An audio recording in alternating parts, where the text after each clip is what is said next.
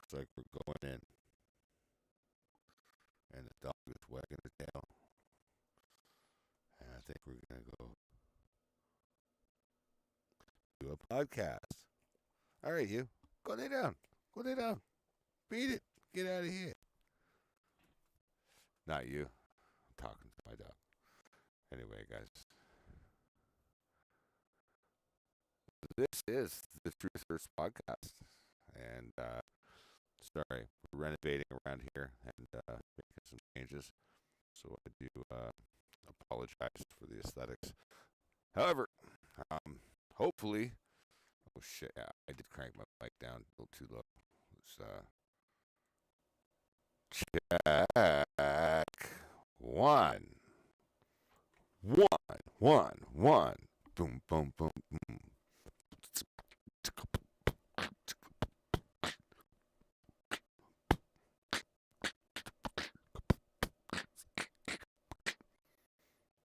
All right. My check is over. Anyway,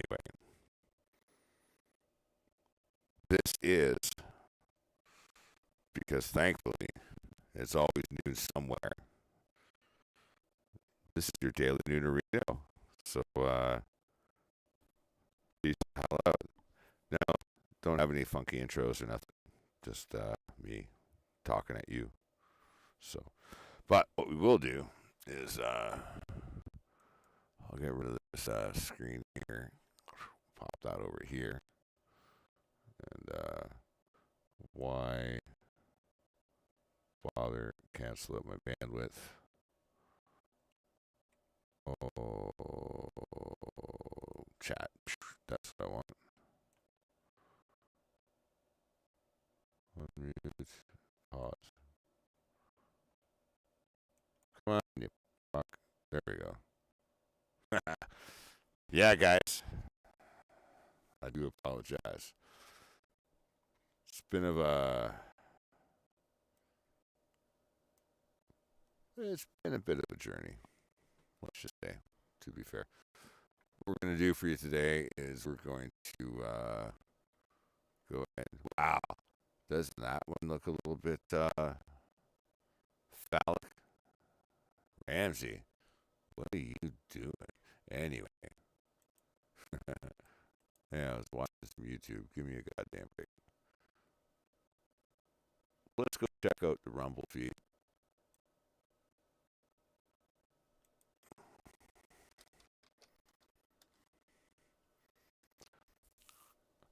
There's a lot of other things I want to check out. It does appear that 90% of the time while I'm doing this podcast that I'm literally, how can I say, testing it. But I'm hoping these days come to an end where I'm actually no longer testing it, just completely, fully fucking implementing it. And then, bam, balls to the walls. Let's get some goddamn shows, like, under our belt, right? Like, come on. Anyway. Ooh.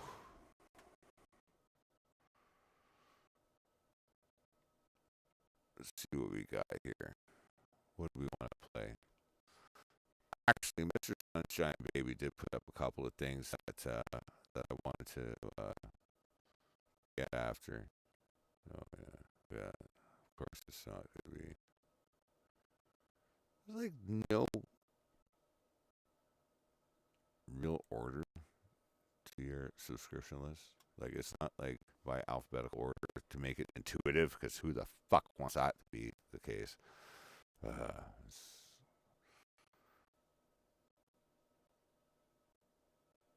Brock destroys Invocation of Emergency Act.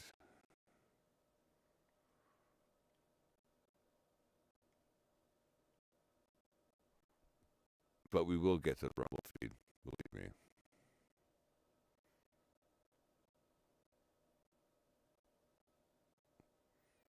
Christ sakes, a lot happened in a day. Liberals laugh at the suffering of Canadians. All right, let's hear this one. Lethbridge. Canadians were advised by the Deputy Prime Minister that they should cut their Disney Plus accounts in order to help them make ends meet. Meanwhile, this government has no problem spending $6,000 on a single hotel night, or $54 million on a failed arrive scam app, or more recently, $32 billion with a B, billion dollars. Not with a B. Illegitimate or suspicious funding with regards to COVID. And the worst part is that Canadians are actually on the hook for all this spending. Wow. Canadians, the Canadian people who work incredibly hard. So when will the Liberals show some respect and stop their wasteful spending? The Honourable Parliamentary Secretary. Madam Speaker, when the pandemic hit, our government acted quickly to ensure that Canadians had the support they needed to get by. We were clear from the outset that we would do No, you fucking didn't. You claim you did. Just because you say you did stuff doesn't mean that it's actually what you did. Anyway. Payment verifications in order to get money out the door quickly when it was needed, while also ensuring support went to eligible individuals. This work is ongoing in a responsible and compassionate manner, and we were also clear that fraud would not be tolerated and that individuals who made good faith mistakes would not face penalties. Madam Speaker, we are taking a responsible approach to ensure a fair process. Thank you. The Honourable Member for Lethbridge. This is the problem with these Liberals. They make excuse after excuse after excuse for spending a whole lot of money to accomplish a whole lot of nothing. And at the end of the day, it's Canadians who pay the bill. The cost of living is going up. Meanwhile, this government has no problem spending. Canadians are facing a 40-year record high with regard to inflation. Grocery prices have skyrocketed. 20% of Canadians are forced to skip meals. Meanwhile, those across the way continue to chat with one another and maybe even laugh in mockery. 20% of Canadians are forced to skip meals. 1.5 million Canadians are going to a food bank. The Honourable Parliamentary Secretary.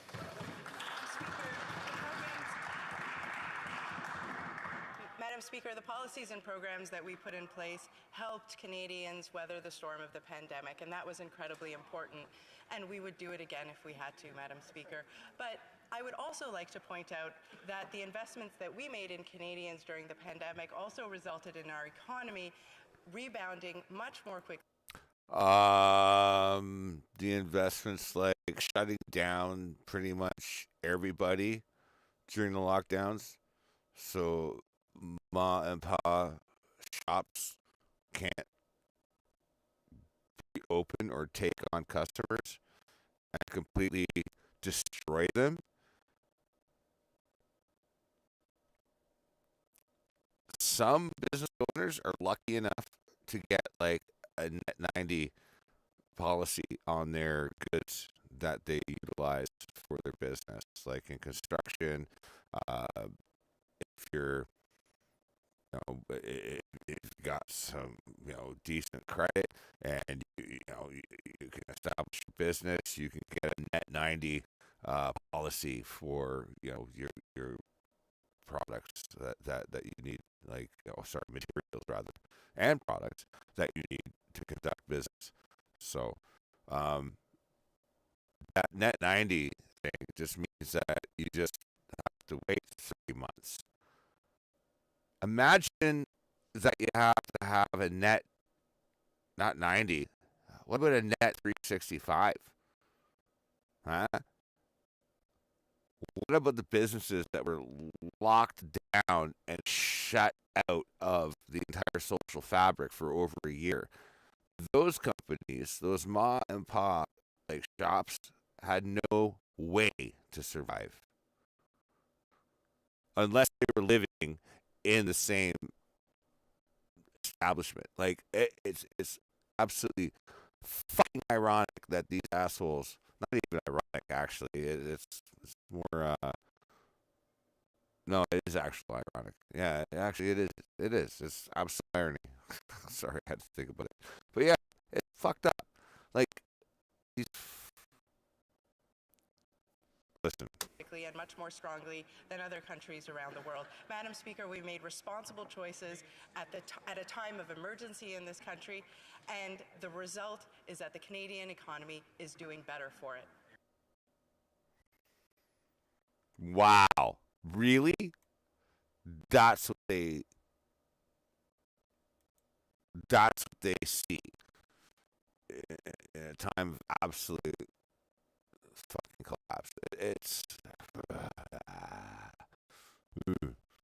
even know what to say, man. All right. Okay. Let's go have a look at something else.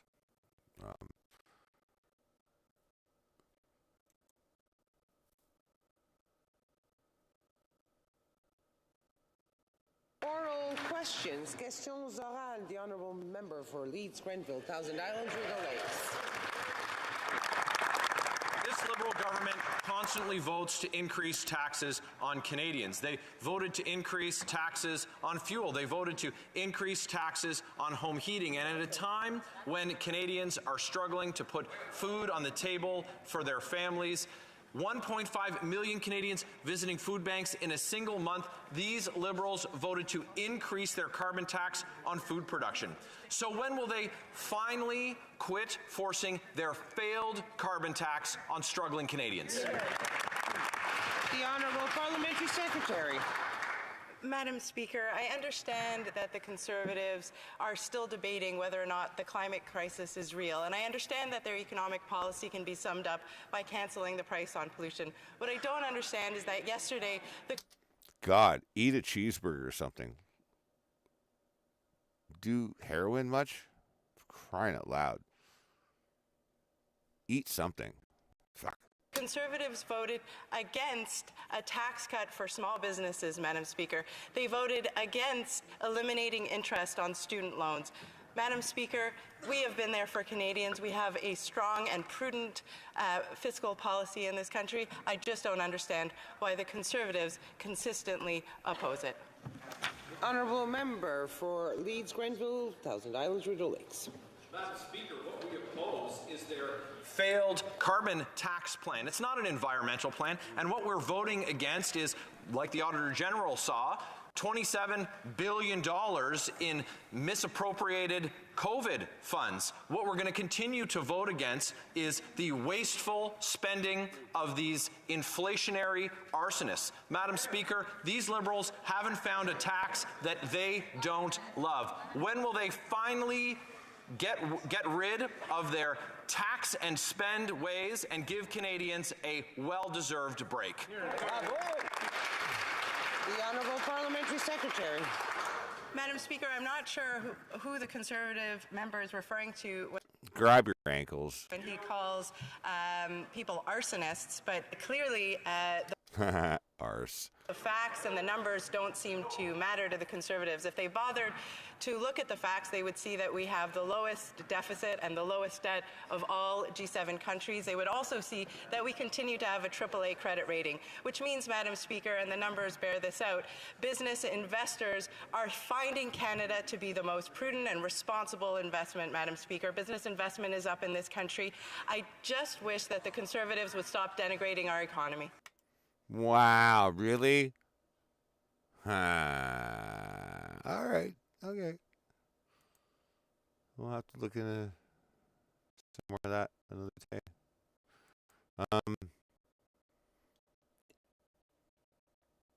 Yeah. It's funny how the Europeans don't look at us quite so awesomely.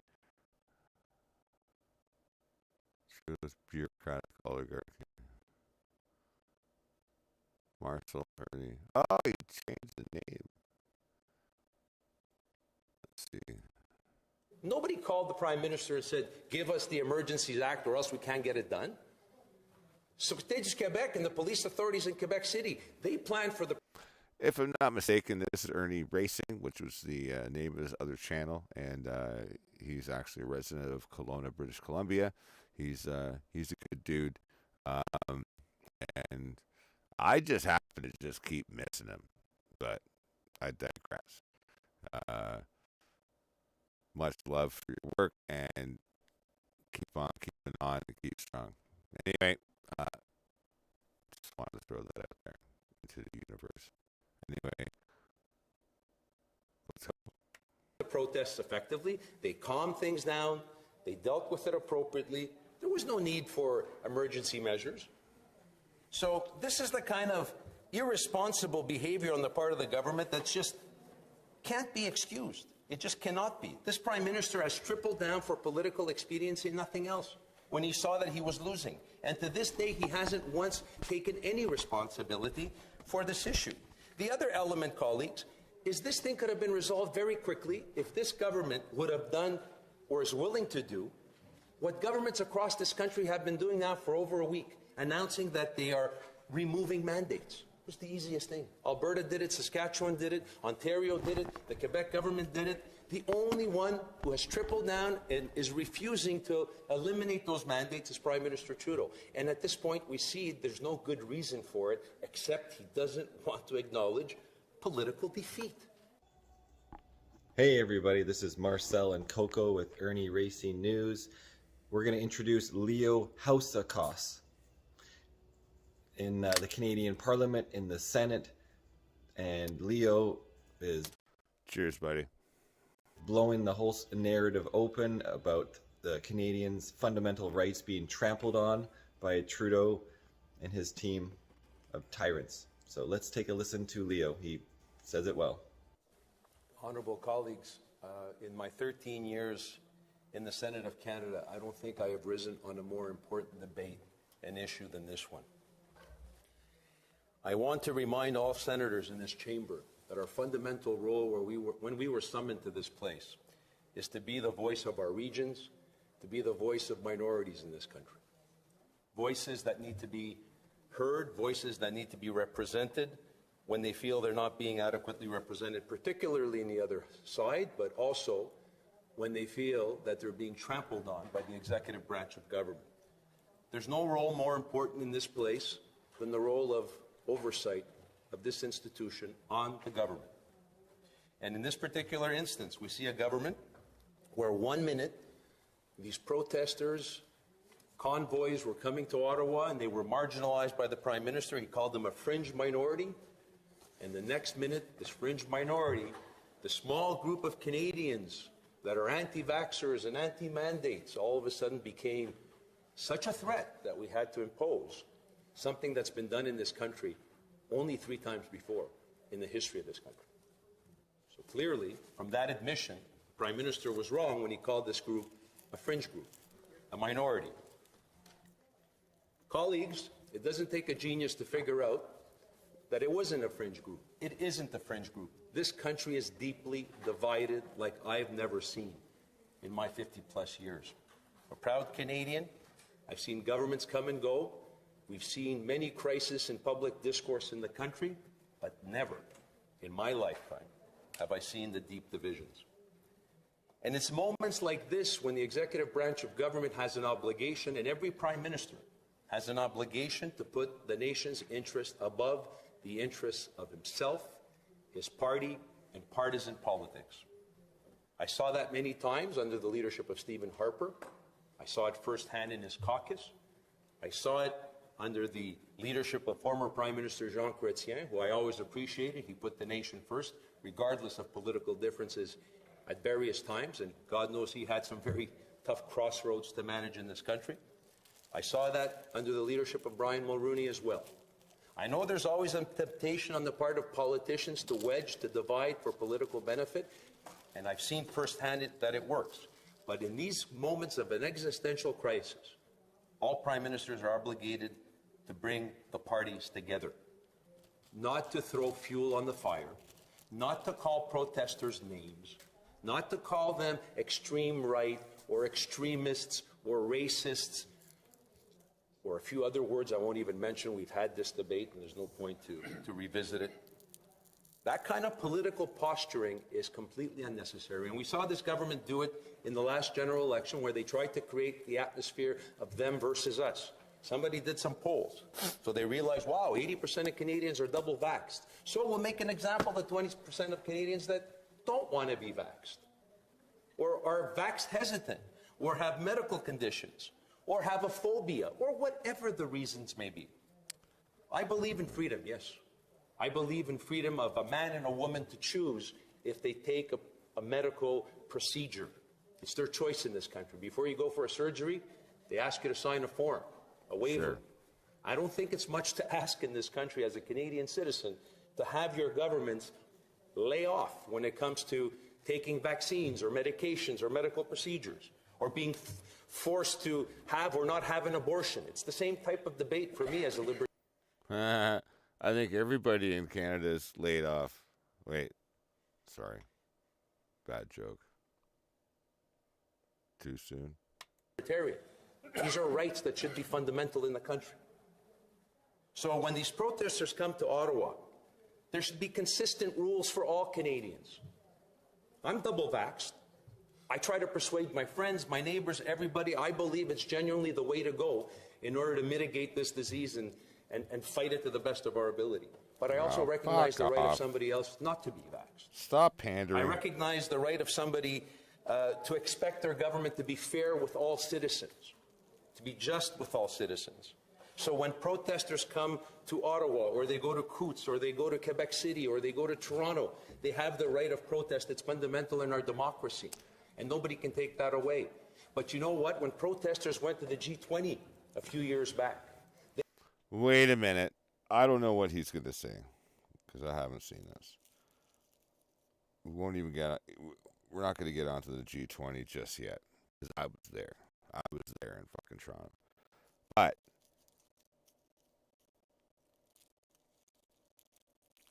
here's a fucking issue that I have right now. Is that, like,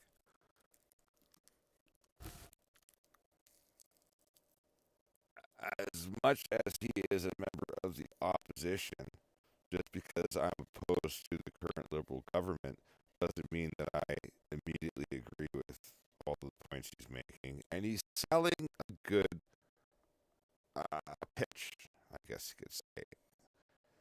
However, these people are, like, a little better than keynote speakers.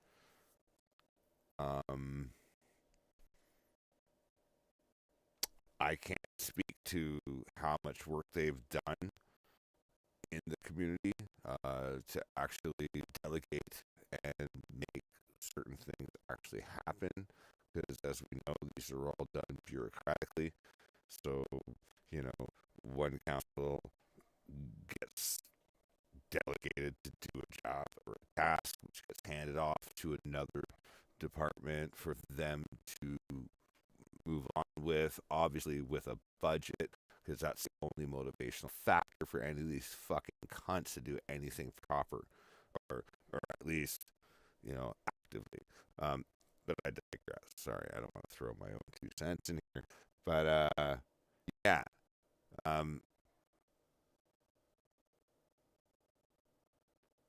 I agree with a lot of the current conservative viewpoints, but only because they're the only logical counterpoints to this really fascist, lefty, liberal environment that we're finding ourselves within. So, that being said, I mean, let's hear what else he has to say. We'll go on from there. This is got a piss anyway. So they had the legitimate right to protest. When Indigenous communities had legitimate issues with the government, they went to the extreme with armed protests, shutting down infrastructure and railway crossings in this country for a number of weeks. When Black Lives Matter protests for issues that are important, they're fundamentally on the right side of where they should be on it. And every politician has the right to respect these protests. We have an obligation, particularly as parliamentarians, as a prime minister, whoever it is, to dialogue with these people. Somebody said earlier in their speech that the 3 R's are the most important thing in our democracy: rights, responsibilities, and respect. I think it was Senator Arnott, and I agree with him. It's a right to protest in this country. It's a responsibility, though, of Parliament and our Prime Minister and our governments to dialogue with these citizens. These are not enemies of the state. These are frustrated Canadians. If it's Black Lives Matter, if it's the Indigenous communities, if it's people at a G20 for economic reasons. We saw what happened in my province of Oka many years ago. I'm old enough to remember. And in all those instances, prime ministers threw water on the fire, they dialogued, They sent ministers in for discussions. They sent bureaucrats in to have chats with these people, trying to figure out what the problem was. They didn't say, you're undesirables, you're racists, you march with swastikas, you're tearing down monuments when when they didn't tear down monuments. We've had other protests in this country which desecrated monuments across the country, which burned down religious centers of worship. The Prime Minister didn't run out to invoke the Emergencies Act. He dialogued. So why in this instance did he choose to do otherwise? Is it because maybe he thought the poll numbers were on his side? Maybe he thought... He's such a fucking narcissist that he thinks that as long as he has a majority, which may or may not be even true, but as long as he believes that he has a majority, he will push and double down on his narrative. It's absolutely fucking diabolical. Like, I'm not a psychologist, so I can't absolutely make this claim.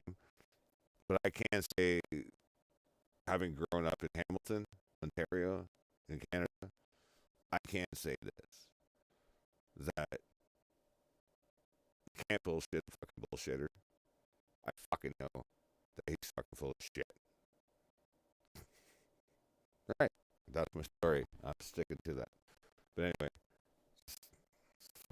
I'm going to run with that, and we'll get back to this. I want to hear what the hell else is going on here. He'd get away once again of trying to create the us majority versus them, the minority. And then all of a sudden, he started realizing even us double-vaxxed people are frustrated in this country. We're frustrated with mandates that are not fair.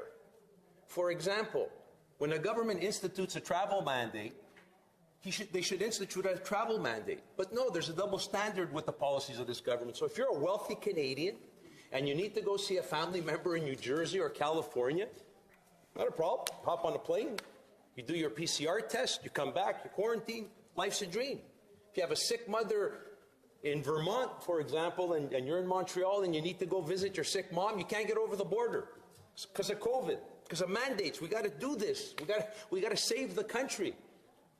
But of course, if you sit back and think about it, so the sacrifices are going to be done for those who can't afford to get on a plane and drive over a border, and those who can fly, well, you're good. More double standards. We have a case in point where we had protests at Coots. We had protests at the Ambassador Bridge. Governments, police authorities there were able to bring down the temperature. They were able to resolve that issue.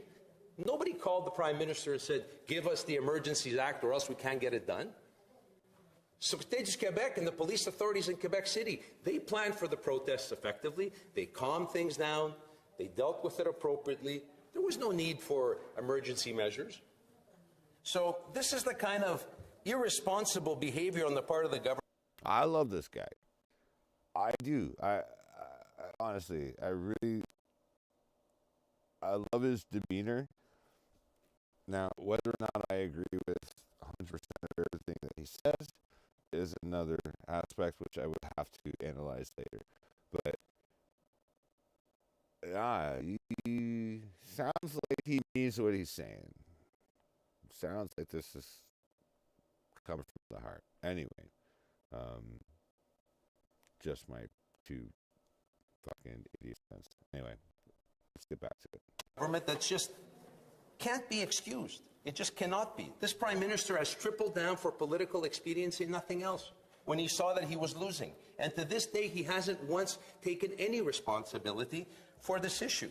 The other element, colleagues, is this thing could have been resolved very quickly if this government would have done or is willing to do what governments across this country have been doing now for over a week, announcing that they are removing mandates. It was the easiest thing. Alberta did it, Saskatchewan did it, Ontario did it, the Quebec government did it. The only one who has tripled down and is refusing to eliminate those mandates is Prime Minister Trudeau. And at this point, we see there's no good reason for it, except he doesn't want to acknowledge political defeat. This isn't a game.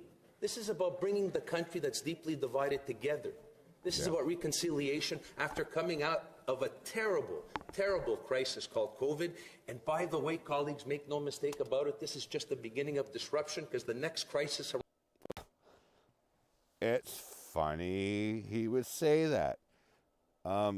Listen, I'm not sure if you're a first-time viewer, friend, colleague, foe, researcher, or counterintuitive motivationalist. I'm just making up words. But honestly, guys, this has been in the works for a long motherfucking time. Like, this has been going on for a long time, on the order of hundreds of years. So, yeah, tinfoil hats. Listen, they didn't have rolled aluminum to have tinfoil hats back in the day. So guess what? Fuck that theory. No, this is serious shit. Like, this has been going on for a long time. Now, this latest ordeal, all this, the whole climate change thing went from global warming. Remember that? Went from global warming to climate change because the public wasn't convinced. It's like, oh crap, things are getting colder. Can't call it global warming. So we'll call it climate change. Oopsie daisy, fuck off. You know, it's ridiculous at the end of the day when you really want to like start getting into this and start analyzing how the narrative has changed and evolved over the year, like even just the last 3 years. Absolutely enormously crazy. Going back to 2014, oh my God, that was even before the Trans-Pacific Partnership. We won't even get into that tonight, but let me tell you, that TPP,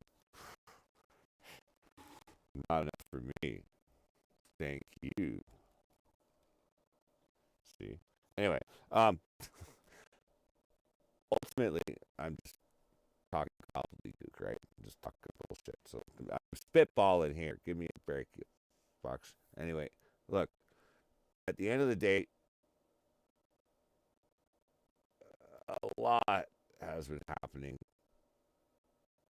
like in the last like 3 years alone, regarding this whole COVID thing. And I mean, everybody is understandably impacted by this. Like, a lot of people have lost others. A lot of people have lost their way of life. A lot of people have lost their livelihoods, and they've lost their businesses and everything else. And Jesus crying out loud, ability to travel, ability to do this, ability to do that. You know why? Because during year one of this whole thing in 2020, they literally rolled out a software platform, basically, if you would. And that's what this has all been about. This has all been about establishing a credit score system with the infrastructure. Once you eliminate the ability for somebody to travel,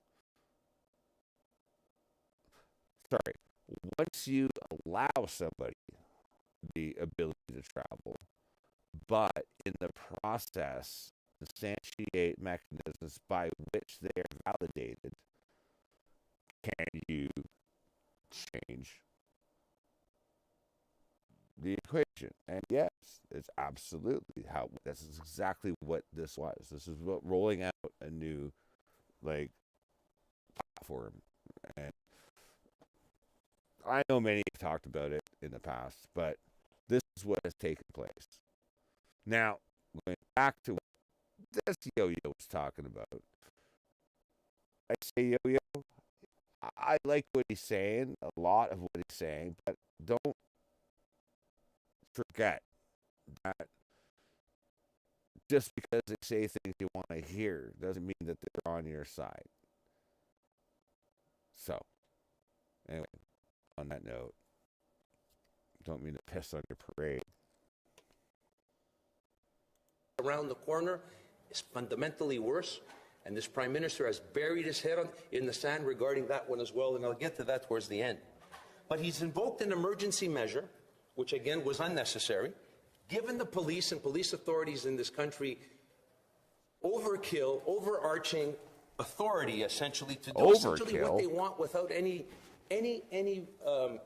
accountability to anybody. And the government leader yesterday... All right, listen. Maybe he had some notes sitting there, but the word overkill had no actual grammatical context in his statement. Suggests to me that he had it as a footnote or maybe an amendment or something. Fuck, dude. Can't do that. No. You can't go Freudian slip on us like that. Anyway, like I said, I don't care. I'll rip fucking liberals apart. I'll let a fucking conservative apart. I don't care. Like these people have to learn how to actually speak, construct a sentence, and actually be logical human beings. This is a start, but consider me politically fucking agnostic. Pretty much said to us that trust me, trust the government. There's enough evidence to justify this. I haven't seen it. He acknowledged that he hasn't seen it. I think Senator Tanis asked him about it. We haven't seen it, but the Parliament of Canada, trust me. Trust me, we can freeze accounts. We can give the police all this authority to take care of what it seems to me they should be able to take care of with our present laws. And if the present laws on the books aren't sufficient to manage a few protesters in Ottawa and on Parliament Hill, we're lawmakers. Let's change the laws. Let's not tell the government, take over, be a dictatorship. Come to Parliament and say this is what we need, and we need it quickly. As you've seen, Senator Gold, we are very agile in this place over the last 2 years. Everything you've asked of your colleagues in the Senate, we've done relatively quickly. You need billions of dollars, we approved them. We need changes in order to deal with COVID, we've dealt with them, even when we had reservations. We haven't pushed back. There hasn't been any hesitation. But telling police officers, go ahead and you decide who enters your parliamentary precinct. You make a list of who's appropriate to enter and who's not. I find that unbelievable. And yes, local residents were inconvenienced in a big way. Unfortunately, the frustration of Canadians has reached such a boiling point where, yes, they're causing chaos in the streets. That should be a red alert that we should sit down. Get them, boys. And find out how we can address them. That's our job. Foreign investment in this country in the last few days since the Emergency Measures Act has basically come to a standstill. We've seen it. You've seen the stats now. And it's even worse than it was before the Emergency Measures Act, which was pretty pitiful. Foreign investment in this country is at the lowest level it's been in 7 years, 8 years. So when we become the laughingstock of other Western democracies, we already are. We're all over the front page news in the UK, in the United States, in France, in Germany, where I'm getting calls from parliamentarians and friends saying, what's happening to your great democracy? And I have no answer. I can't explain it. I can't explain that a few 100,000 people in Ottawa. Oh, that my prime minister is a fuck off, and so is my finance minister. And oh, by the way, they have allegiance to the WEF, which is a conflict of interest. Oh, don't even get me started. I appreciate what he's saying. I appreciate what he's saying. But at the same time, get a fucking life. Get a pair of balls and give him a tug. Like, seriously, for fuck's sakes, and for the goddamn sakes of the rest of us. Give your nuts a tug. Overcame the laws of this country, our police forces and our public security system, that we had to invoke a measure that was invoked only 3 other times in the history of this country. World War I, World War II, and of course, the October crisis. And colleagues, in each and every one of those cases where that act was invoked, the October, fuck off. History has proved there was indiscretions. History has proved that we made mistakes. We wronged people in a serious way. where governments later on had to stand up in this place and the other and apologize for those indiscretions. So it's not good enough, colleagues, to say trust the government. It's not the role of the Senate or the House of Commons to trust the government. That's for the people to decide during elections if they want to trust them or don't trust them. This place? No.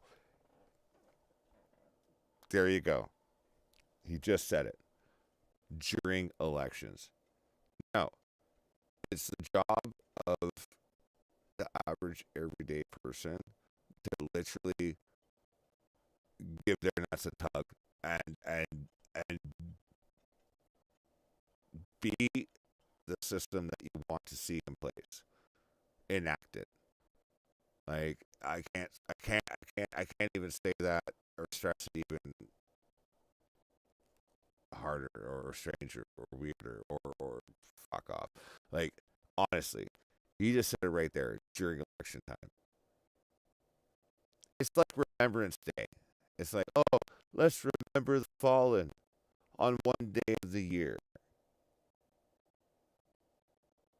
Let's celebrate our mothers one day of the year.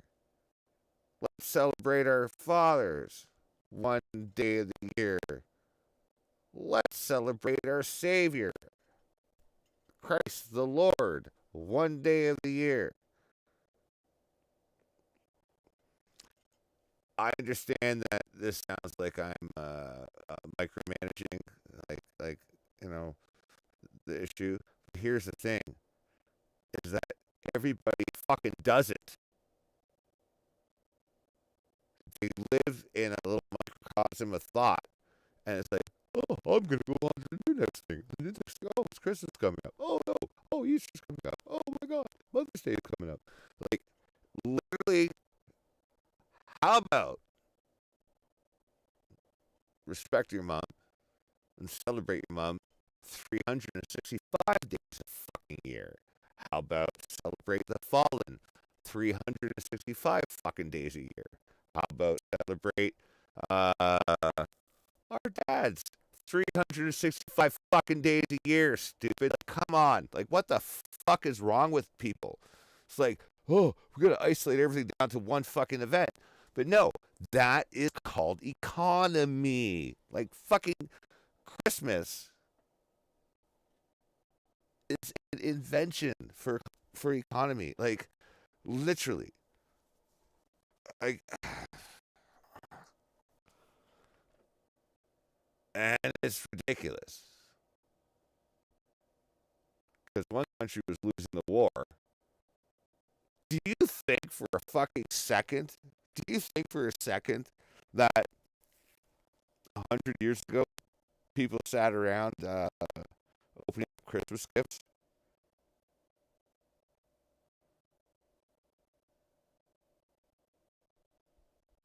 No.